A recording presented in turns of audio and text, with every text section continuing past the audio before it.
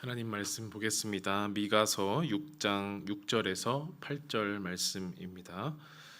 구약 성경 미가 6장 6절에서 8절 말씀. 우리 길지 않은데요. 우리 같이 한 목소리로 읽어 보겠습니다. 시작. 내가 무엇을 가지고 여호와 앞에 나아가며 높으신 하나님께 경배할까? 내가 번제물로 1년 된 송아지를 가지고 그 앞에 나아갈까? 여호와께서 천천의 순양이나 만만의 강물 같은 기름을 기뻐하실까? 내 허물을 위하여 내 맏아들을 내 영혼의 죄로 말미암아 내 몸의 열매를 드릴까? 사람아, 주께서 선한 것이 무엇임을 내게 보이셨나니 여호와께서 내게 구하시는 것은 오직 정의를 행하며 인자를 사랑하며 겸손하게 내 하나님과 함께 행하는 것이 아니냐. 아멘. 안녕하세요 여러분. 우리 옆 사람하고 인사 나누겠습니다. 안녕하세요. 인사하겠습니다. 안녕하세요. 건강하게 잘 지내시는지 안녕하신지 참 궁금하고요. 이렇게 안녕한 모습으로 와주셔서 감사합니다. 어느덧 현장에서 예배하는 게 이제는 좀 많이 자연스러워진 것 같아요. 그렇죠? 그리고 자연스럽게 봄에서 어느덧 더운 여름으로 우리는 크게 바라지 않은 것 같은데 벌써 자연스럽게 계절이 바뀌는 것 같습니다. 우리의 대화 속에서도 어느새 코로나라는 말이 조금 많이 사라진 것 같습니다. 코로나라는 단어가 자연스럽게 거리가 두고 있는데요. 방역 당국 뿐만 아니라 우리 모든 국민들이 마음을 모아서 얻어낸 결과라고 생각이 들고요. 어제 일주일간의 통계를 보니까 일주일간 평균 한 7,000명 정도 확진자가 나왔다라고 합니다. 불과 몇 달 전이죠. 2, 3월 또 4월, 3월 안팎만 해도 매일 30만 명, 30명이 아니고 30만 명, 40만 명 이렇게 매일 나올 정도로 엄청 위험한 상황이었는데요. 지금 많이 좀 줄어들었죠. 그래서 요새는 이제 뭐 코로나 조심해라, 또 확진자 조심해라라는 게 조금 생뚱맞을 수 있지만 그래도 건강 관리 잘 하시고 예배 자리 잘 나오시면 좋겠습니다. 오늘은 소예언서 이제 시리즈 설교 6번째 시간입니다. 총 12권이니까 오늘이 딱 절반에 이르는 부분인데요. 미가서 6장의 말씀을 함께 잘 읽었습니다. 예언자 미가에 대해서는 성경 안에서 정보는 그렇게 많지는 않습니다. 아무래도 이제 대예언서보다는 소예언서가 짧고 또 강하게, 짧지만 강하게 그렇게 임팩트가 있고 또 예언자에 대한 정보나 또 관련한 이야기가 많지는 않은데요. 1장 1절을 읽어보면 그 왕과 또 출신 지역을 좀 알 수 있겠습니다. 미가 1장 1절 한 목소리로 읽어보겠습니다. 시작. 유다의 왕들 요담과 아하스와 히스기야 시대에 모레셋 사람 미가에게 임한 여호와의 말씀 곧 사마리아와 예루살렘에 관한 묵시라. 미가는 유다의 왕 요담과 아하스 그리고 히스기야 시대에 활약했던 예언자입니다. 대체로는 요담 말기로부터 히스기야 통치 시절까지 사역했다라고 알려져 있고요. 출신은 모레셋 지방이다라고 하는데요. 지도를 잠깐 보여드리겠습니다. 여러분 보시기에 왼쪽에 보시면 굵은 글씨가 먼저 이렇게 있습니다. 왼쪽에 바다도 있고요. 지중해 바다도 있고요. 위에 보면은 아람이라고 쓰여 있죠. 다메섹의 수도를 둔 아람, 그리고 시계 방향으로 이렇게 돌아가 보면 암몬이 있고 모압, 또 에돔, 그리고 왼쪽에 블레셋까지 이렇게 북이스라엘과 남유다를 열강들이 둘러싸는 모습을 볼 수가 있습니다. 그리고 이스라엘과 유다의 가운데 부분에 예루살렘이 있죠. 그 예루살렘으로부터 남서쪽으로 한 40km 정도 가다 보면 모레셋 지방이 있습니다.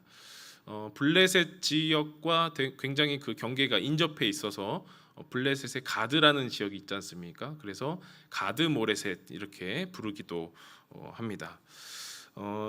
도시와는 예루살렘이나 베델 이렇게 도시와는 거리가 좀 있어서 산골 지방으로 이제 보여지고요.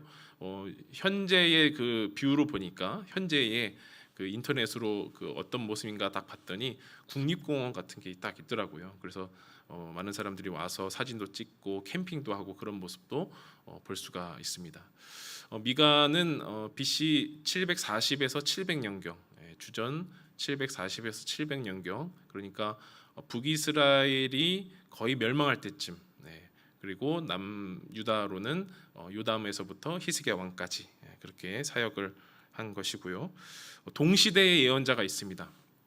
동시대의 예언자가 있는데 남유다에 동시대의 예언자가 있는데 우리가 잘 아는 이사야 선지자가 있습니다. 그런데 사역했던 장소가 구체적으로는 좀 다릅니다. 이사야는 왕궁에서 아하스 왕 옆에서 사역을 했던 반면에 미가는 길거리에서 예언을 한 사람입니다. 그래서 이사야는 예루살렘의 회복 그리고 왕에 대해서 조언을 주고 그렇게 했던 반면에 미가는 이제 왕 앞에까지는 가지 못하고 이제 거리에서 정부와 또 종교 지도자들을 책망하고 또 비판하고 신앙 회복을 위해서 소리치고 또 우리가 잘 아는 대로 메시아의 오심을 선포하는 그런 예언자였습니다. 미가라는 그 선지자의 이름을 히브리어로 잠깐 보여드릴게요. 히브리어로 외울 필요는 없지만 미카 이렇게 말을 합니다. 그래서 뜻은 누가 여호와와 같으랴라는 뜻이고요. 원래는 미카 예흐라고 해서 누가 여호와 같으랴 이런 말인데 그걸 줄여서 미카 이렇게 말을 합니다. 북이스라엘의 수도인 사마리아 그리고 남유다의 수도인 예루살렘에 대해서 본인의 이름에 걸맞게 누가 여호와와 같으랴라고 하면서 선포한 것인데요. 이 1장 1절에 미가라는 말이 나오고 이름으로서 미가라는 말이 나오고 끝에 7장 18절에도 주와 같은 신이 어디 있으랴라고 하면서 앞뒤로 자신의 이름을 드러내는 그런 모습을 볼 수가 있습니다. 여호와와 같은 신이 있으랴라고 하는 건데요. 있다는 걸까요? 없다는 걸까요? 50%입니다. 있다는 걸까요? 없다는 걸까요? 없다는 말이겠죠. 일단 나중에도 한 번 더 확정을 할 텐데요. 여호와 같은 분이 없다라는 말 기억하시면 좋을 것 같습니다. 본인의 소개로는 짤막한 편이지만 미가가 활동한 시대는 지금처럼 좀 그럭저럭 정보가 주어져 있습니다. 왕 이름을 통해서도 좀 알 수 있는데요. 시기를 한 번 더 보여드리겠습니다. 왼쪽에서부터 이렇게 보면은 요담과 아하스 왕으로부터 이렇게 시작이 되지요. 그때의 시기가 어떠냐면 아수르의 힘이 아주 득세하던 시절이었습니다. 사르곤 2세가 득세해서 고대 근동의 패권을 장악하던 시기였습니다. 그러면 반대로 이 아수르에 대항하는 사람들이 일어나기 마련입니다. 반아수르 동맹이 일어나는데 그 반아수르의 동맹의 한가운데 있던 그 나라가 아람, 아까 북쪽에 있던 아람 기억나시죠? 아람과 북이스라엘이 손을 잡고 아수르에 한번 대항해 보자라고 했던 겁니다. 그리고 당연히 남유다에게도 같은 팀으로 활동을 하자라고 제의를 하게 되는데요. 아하스 왕은 어떤 선택을 하냐면 아니다, 우리는 아수르를 따르겠다라고 선택을 합니다. 그래서 아람과 북이스라엘 동맹이 남유다 이 괘씸한 놈들 하면서 침략을 하게 돼요. 같은 형제 국가이지만 그런 전쟁을 벌이게 되고요. 그렇지만 그 전쟁에서 승리하게 되고 모면하게 되고 나중에 아수르가 이 아람과 북이스라엘을 차례로 멸망시켜 버립니다. 그리고 722년에 이렇게 북이스라엘의 멸망을 하게 되고 그 아하스 왕 이후로 히스기야 왕이 등극하게 되는 모습을 볼 수 있습니다. 우리가 간단하게 알지만 아하스 왕 어떤 사람입니까? 아수르의 머리를 숙이고 친아수르 정책을 펼치긴 했는데 그 실상으로 가보면 아수르의 우상도 들여오면서 여호와 신앙을 다 내버린 자기의 아들들을 불로 제사를 드리는 그런 아주 신앙적으로 도덕적으로 타락한 모습도 볼 수가 있는 것이고요. 그 이후로 히스기야 왕이라는 아주 걸출한 왕이 등장하면서 종교 개혁을 추진하기도 하고 또 역사적으로 아주 걸출한 공을 세우지만 여호와 신앙을 따르면 따를수록 아수르의 그 외세의 침략에 아수르의 위협에 시달리는 모습도 보게 됩니다. 이렇게 신앙을 지키면 지킬수록 현실과 뭔가 거리가 멀어지는 그런 장면들 우리의 역사 속에서도 잘 확인할 수 있습니다. 이런 시대 속에서 미가는 과연 어떤 하나님의 말씀을 선포했을까 살펴보면 다른 예언자들과 크게 다름없이 심판과 구원에 대한 말씀을 선포했습니다. 심판과 구원이라는 것은 따로 있는 것이 아니라요, 마치 동전의 양면처럼 한쪽에는 심판, 한쪽에는 구원이 있는, 그래서 어느 것 하나가 빠지면 그 동전이 될 수 없는 그런 하나님의 말씀인데요. 하나님의 말씀은 잔인한 심판만을 위한 말씀도 아니고요, 또 언제나 긍정적인 구원만을 말하는 말씀도 아닙니다. 심판과 구원 그 하나를 통해서 하나님의 나라가 어떻게 이루어지는지, 그리고 그 나라를 다스리시는 하나님은 어떤 분이신지 주님의 백성에게 알려주시는 것이죠. 미가서의 구조도 한번 보여드리겠습니다. 간단하게 나와 있는데요.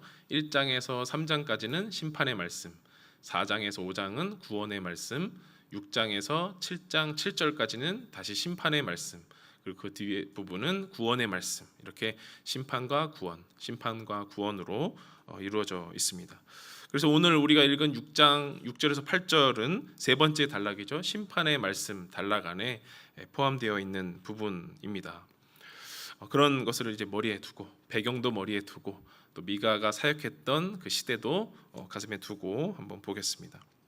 하나님의 백성이 구원받는 것은 그렇다 치는데 심판을 받는다라고 합니다. 이유가 있을 건데요. 시대적으로 보면은 그 열방들 중에서 일진을 차지하고 있는 이 아수르가 공격을 하면서 심판을 받고 있구나라고 외관적으로는 그렇게 볼 수 있습니다. 그런데 그 심판을 받고 있는 그 상황 자체일 뿐이지 이스라엘이 뭘 잘못했길래, 이스라엘의 그 구체적인 죄, 그 내적인 그 이유까지는 나와 있지 않은데요. 우리가 좀 살펴봐야 하겠습니다. 몇몇 구절들을 함께 읽어볼 텐데요. 먼저 미가 3장 1절에서 3절 말씀, 미가 3장 1절에서 3절 말씀, 짧습니다. 함께 읽겠습니다. 시작. 내가 또 이르노니 야곱의 우두머리들과 이스라엘 족속의 통치자들아 들으라. 정의를 아는 것이 너희의 본분이 아니냐. 너희가 선을 미워하고 악을 기뻐하여 내 백성의 가죽을 벗기고 그 뼈에서 살을 뜯어 그들의 살을 먹으며 그 가죽을 벗기며 그 뼈를 꺾어 다지기를 냄비와 솥 가운데에 담을 고기처럼 하는도다. 이 말씀은 지도자들을 향한 책망의 말씀입니다. 아주 생생하고 적나라하고 조금 섬뜩한 그런 말씀이죠. 어떻게 저런 잔인한 행동을 벌였을까? 그게 정말 사실대로 가죽을 벗기고 살을 뜯어먹고 했는지는 모르겠습니다. 그러지 않았을 것이다라고 생각은 드는데요. 그만큼 그에 못지않게 악독한 죄를 저질렀다라고 볼 수 있겠죠. 가죽을 벗기고 뼈를 꺾고 솥에 담을 고기처럼 여겼다라고 하는 부분을 보면 마치 제사를 드리는 것이 연상이 됩니다. 하나님의 백성은 정치와 종교, 행정, 외교를 다 분리할 수는 없을 것입니다. 신앙과 뗄래야 뗄 수 없는 것인데요.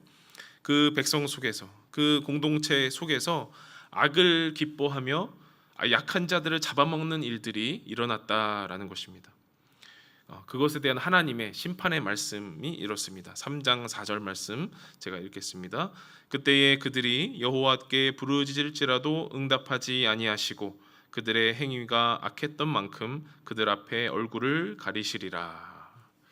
그러니까 아무리 부르짖고 아무리 제사를 드릴지라도 선을 미워하고 악을 기뻐하며 자신의 백성의 뼈를 꺾고 가죽을 벗기고 살을 뜯어먹는 그들의 제사 행위에는 하나님이 응답하지 않을 것이다 라는 그 심판의 엄중한 말씀입니다. 심판의 내용들을 하나 더 읽겠습니다. 3장 11절 말씀인데요. 제가 읽겠습니다.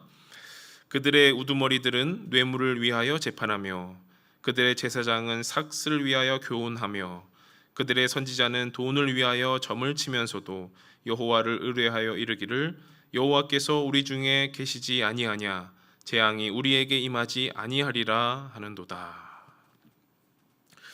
자, 우두머리들은 뇌물을 위하여, 제사장은 삭슬을 위하여, 선지자는 돈을 위하여 불의한 모습을 보이는 것입니다. 여러분, 재판은 어떠해야 합니까? 재판. 이렇게 그 법원에 가면은 그 저울 천칭을 가지고 있는 그 동상을 TV에서 본 적이 있는 것 같아요. 재판은 어떠해야 합니까? 한쪽으로 치우치지 않고 공정하게 이루어져야 합니다. 그래서 그 공정함을 유지하려면 어느 쪽에서든지 뇌물을 받지 않는 것이 기본 중에 기본이죠. 제사장의 교훈, 즉 말씀은 또한 어떠해야 합니까? 어떤 보수나 사례와 상관없이, 자기의 이익과 상관없이 선포되어야 합니다. 하나님의 말씀이 어떤 조건에 따라서 입맛에 맞게 조절되고 선포되어서는 안 될 것입니다. 점을 치는 선지자는 어떻습니까? 돈을 받든 안 받든 선지자가 점을 치는 것은 일단 탈락이죠. 일단 제외입니다. 그런데 이러한 지도자들이 이러한 상황 속에서도 아주 놀랍고 은혜로운 말들을 한다는 거예요. 여호와께서 우리 중에 계시지 아니하느냐, 재앙이 우리에게 임하지 아니하리라. 이 말을 듣고 백성들은 거짓 위로를 받고 있다는 겁니다. 이렇게 거짓 위로를 주는 지도자들은 뇌물을 받고 불공정하게 재판하고, 삭슬 위하여 말씀을 전하고, 돈을 위하여 점을 치면서도 그 마음 가운데는, 또 입 밖으로는 임마누엘의 신앙을 외치고 있었다는 거예요. 자, 이들에게 아수르가 쳐들어오는데 어찌할 것이냐라고 묻는다면 어떻게 해야 합니까? 원래 정석은 어떻게 해야 돼요? 하나님의 말씀을 살펴보고 하나님께 여쭤보고 하면서 하나님이 원하시는 대로, 혹은 선지자가 일러주는 대로 해야 할 것입니다. 그러나 그들은 지도자들이 원하는 대로, 사람이 원하는 대로, 손에 쥐어지고 귀에 들려지는 대로 그대로 행했다라는 것입니다. 자, 이러한 일들이 일어났다라는 거예요. 그렇다고 칩시다. 이런 불의한 일들이 일어났습니다. 그러면 문제는 그 반대편에 있는 사람들이 문제라는 거예요. 반대편에서, 이러한 불의한 일들이 벌어진 반대편에서는 어떤 일이 벌어졌을까라는 겁니다. 뇌물이 재판 중에 판을 칩니다. 그러면 어떠합니까? 공정함을 잃게 되고 억울함을 당하는 이들이 생겨납니다. 그 억울한 사람들도 알지 않겠습니까? 어느 정도 뇌물을 바치면 나에게 좀 유리해지겠지라는 것을 알고는 있을 겁니다. 그런데 그렇게 하지 못하는 이유가 무엇입니까? 뇌물이 없는 거예요. 뇌물을 바칠 여력이 없는 것이죠. 이미 통용되는 뇌물마저도 그들은 바칠 여력도 없고, 결국 힘없고 돈 없는 자들은 억울한 송사에 휘말려 그나마 가진 것들도 빼앗기고 마는 것이죠. 이런 고대의 일들이 지금 우리가 살아가는 이 현대 사회에서도 버젓이 일어나는데요. 잠시 소개해드릴 소식이 있습니다. 햇수로 3년째 우리가 코로나 사태가 이어오면서 나라의 모든 발걸음이 많이 정체되었습니다. 타격을 입은 곳이 참 많죠. 자영업자들도 그렇고 많은 우리 성도님들도 타격을 입었는데요. 그 중에서도 여행 관련한 사업들이 참 많은 타격을 입었을 것입니다. 크다고 하는 그 항공사 중에서도 지출을 줄이고 그 손실을 줄인다는 이유로 직원들을 대폭 정리하는 일들이 있었습니다. 기사 하나를 좀 보여드리겠습니다. 네, 좀 안 보일 수도 있는데요. 제목에 아시아나 항공 국제선 80% 화살표 위쪽으로, 네, 부당 해고에도 복직 못하는 KO 노동자의 날들, 이렇게 쓰여 있습니다. 이 기사는 올해 3월에 쓰였는데요. 아시아나 항공에서 그동안 멈췄던 국제 노선이 80% 이상으로 확대되었고 회복되었지만, 재작년에 2020년 5월에 부당 해고를 당한 이후로 복직을 못하는 노동자에 대한 기사입니다. 아시아나 항공의 하청사, 그러니까 원청은 아시아나 항공이고 그것을 하청받은 아시아나 KO라는 그 회사의 비정규직 노동자들이 이제 코로나가 되었으니까 임금을 주기 힘드니까 무기한으로 무급휴직을 받아라, 동의해라라고 하는 그 회사의 방침에 동참하지 않았다는 이유로 부당해고를 당한 그 내용입니다. 그로부터 지금까지 약 770여일이 지난 지금까지도 이 해고 노동자들은 천막 농성을 벌이고 복직 투쟁을 이어오고 있습니다. 알게 모르게 돕는 손길 덕분에 인천지방노동위원회 그리고 중앙노동위원회가 열려서 두 번이나 이것은 부당해고다, 부당한 일이다라고 두 번이나 판정이 내려졌는데요. 회사는 그 원청인 회사는 불복해버렸습니다. 네. 뭐 법이 그냥 불복해버리면 그냥 끝나는 모양입니다. 회사는 불복하고 정부는 방관하고, 기사에 있는 말이에요. 이렇게 두 글자, 불복과 방관이라는 두 글자 때문에 해고 노동자들은 오늘도 뜨거운 땡볕에 서서 투쟁 중에 있습니다. 햇수로 약 2년이 되어 가는데 저는 최근에 이런 일을 알았습니다. 더 정확히는 기사의 타이틀 정도는 얼핏 본 것 같지만 관심을 갖지 않았고 살펴보지 않았습니다. 크게 관심이 가지 않았었죠. 내 일이 아니라고 여겨졌기 때문입니다. 그러나 이 순간에 관심을 갖고 기사를 살펴보고 최근에 판정문도 읽어보게 된 작은 이유가 있었는데요. 바로 여러분도 다 아시다시피 우리 교회 집사님이자 여름이 아빠 김희석 선교사님이 이 아시아나 KO 해고 노동자들을 위해서 일하시고 열심히 기도회를 이끌어 주신 것을 보기 때문입니다. 김희석 선교사님이 사무국장으로 계시는 평화누리라는 기독 시민 운동 단체가 이 해고 노동자들을 돕고 있었는데요. 잠깐 사진 몇 장 보여드리겠습니다. 네, 목요 기도회를 마치고 단체 사진을 찍은 모습인데요. 네, 앞에 잠깐만 넘겨주실까요? 네, 한 가운데 우리 집사님 선교사님 계신 거 보이시죠? 네, 다음 사진도 한번 볼게요. 네, 이제 왼쪽에는 내일 있을 그 기도회 팜플렛이고요. 기도회가 이렇게 도심에서 이루어지는 것을 볼 수가 있습니다. 천막들도 보이고요. 그 외에도 평화누리는 연대를 위해서 부활절 연합 예배도 드리고 제주 평화 순례도 가고 또 각종 평화를 위한 운동들을 벌이고 있습니다. 제가 평화누리에 대한 소개를 다 할 수는 없겠고 나중에 좀 좋은 자리가 있을 거라고 믿습니다. 간단히 아까 이 노동자들을 위한 일들 관련해서 간단히 소개만 하자면 아시아나 KO 해고 노동자들을 위해서 목요일마다 기도회를 드리고 있고요. 내일이면 벌써 62차 기도회가 노동청 앞에서 있습니다. 그 기도회의 원칙을 제가 어제 선교사님을 통해서 들었습니다. 들은 그대로 말씀을 해드리겠습니다. 네, 저희 기도회의 원칙은 당사자가 포기하기 전에 우리가 먼저 포기하는 일은 없다입니다. 한 번 시작하면 끝까지 해결될 때까지 함께 한다입니다. 그저 성경에서 우는 자들과 함께 울라는 말씀이 저희 사역의 모토입니다. 네, 어제 김희석 선교사님이 저에게 말씀해 주셨어요. 그리고 요청이 오는 그 현장을 가능하면 외면하지 말자. 그리고 기왕이면 더 작은 현장, 정규직보다는 비정규직을 찾아가려고 애씁니다라고 말씀해 주셨습니다. 기도회만으로 그치지 않고요. 노무사나 변호사들도 연결시켜주고 법원 앞에서 대신 피켓 시위도 하고 기자회견까지 진행을 하면서 열심히 노력을 하고 계십니다. 제가 이렇게 말은 했지만 이 억울함에 처한 이들의 현장 그리고 소식은 매우 좁은 소식입니다. 그리고 알려지지 않는 우리 눈에 잘 보이지 않는 소식들이죠. 아무리 떠들어도 듣는 이가 없다라는 게 더 정확한 표현 같습니다.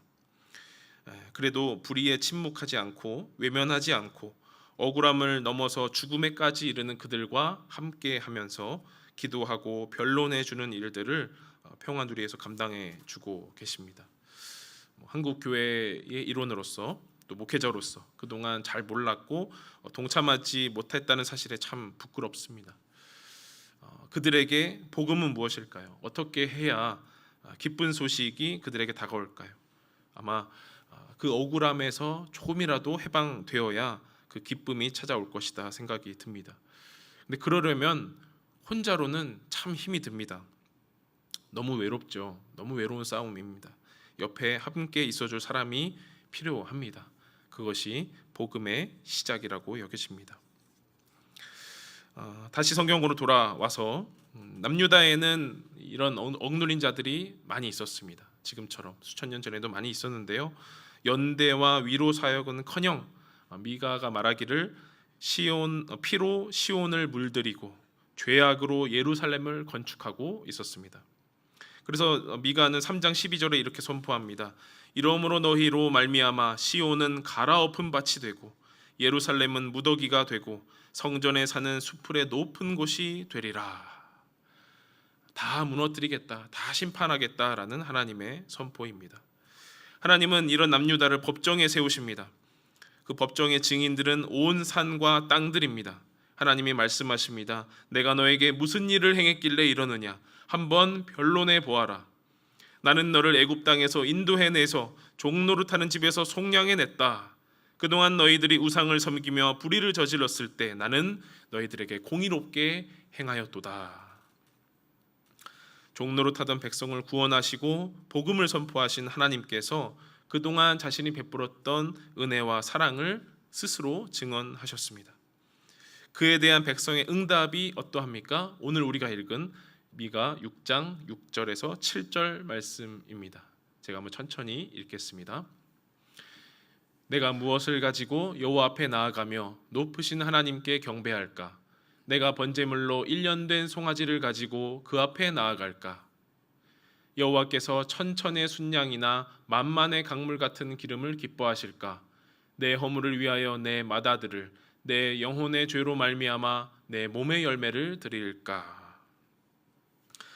백성들의 대답은 내가 무엇을 가지고 여호와 앞에 나아가면 기뻐하실까라는 질문이었습니다.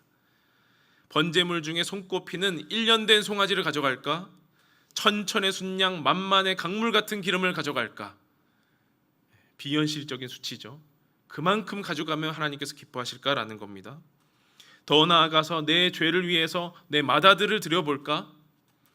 내 몸을 드려볼까라는 말들이 쏟아져 나오는 것입니다. 하나님이 기뻐하실까요? 첩첩산중의 말 같은 그런 고백입니다. 호세아서를 읽을 때도 나누었지만 하나님은 제사보다도 번제보다도 인애를 원하고 하나님을 아는 것을 원하시는 분입니다. 미가는 어떻게 선포했을까요? 6장 8절의 말씀입니다. 우리 함께 봉독합니다. 시작. 사람아, 주께서 선한 것이 무엇임을 내게 보이셨나니 여호와께서 내게 구하시는 것은 오직 정의를 행하며 인자를 사랑하며 겸손하게 내 하나님과 함께 행하는 것이 아니냐. 잠깐 띄워주세요. 이런 말씀입니다. 사람아, 인생아, 주님께서 선한 것이 무엇인지 이미 너에게 보여주셨다. 여호와께서 너에게 구하시는 것은 이러하다. 첫째, 뇌물로 말미암아 재판을 굽게 하지 말고 어떤 상황이 올지라도 공정하게 판단 내리는 미슈파트, 정의를 행하라. 둘째, 자신의 백성을 창조하시고 인도하시는 하나님의 언약에 기초하여 기꺼이 베푸는 헤세드, 인자를 사랑하라. 셋째, 겸손하게 사려 깊게 언제나 하나님과 함께 길을 걷는 할라크, 하나님과 길을 걸으라.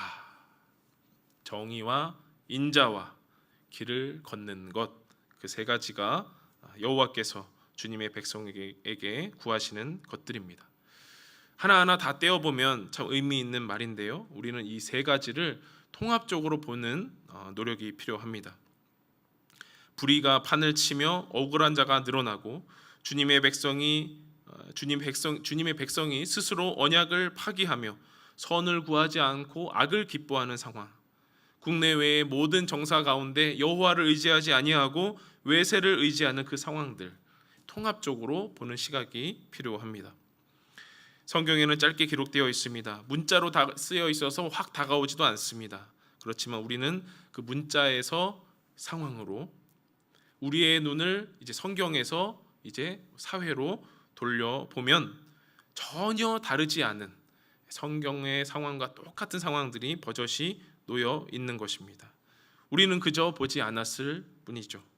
관심을 기울이지 않았을 뿐이지 수천 년 전 성경에 기록된 일들이 바로 우리 곁에서 우리의 이웃 가운데 그대로 재현되고 있습니다.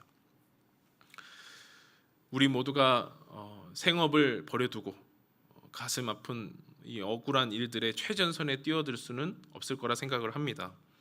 그래서 누구는 기도로, 누구는 동참함으로, 누구는 후원과 관심으로 여호와께서 지금 우리에게 원하시는 것, 여호와의 그 구하시는 것을 온전히 이루어드릴 수 있을 것입니다. 여호와 하나님이 누구십니까? 불의를 참지 않는 소멸하는 불이십니다. 자기 백성의 환난을 외면하지 않으시는 사랑의 줄이십니다. 척박한 광야에서나 적과 꿀이 흐르는 약속의 땅에서나 겸손하게 동행하기를 원하는 친구이자 동료 같은 하나님이십니다. 사랑하는 여러분, 누가 여호와와 같겠습니까? 아무도 없습니다. 여호와 같은 신은 아무도 없습니다.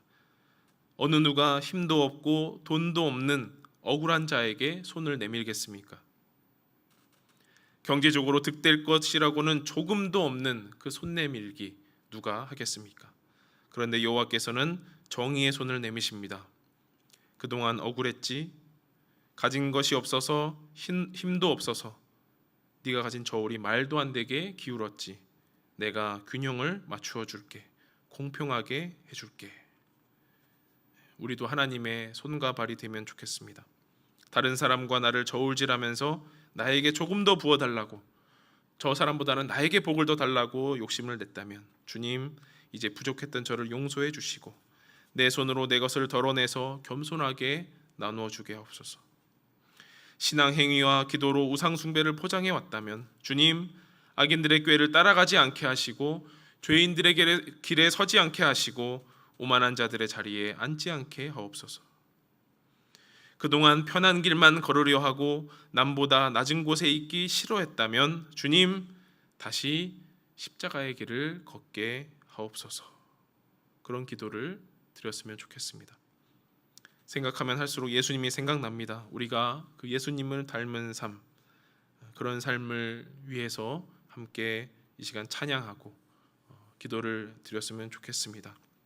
주님, 주님이 걸어가셨던 그 길 나도 걸어가게 하옵소서. 함께 찬양하겠습니다.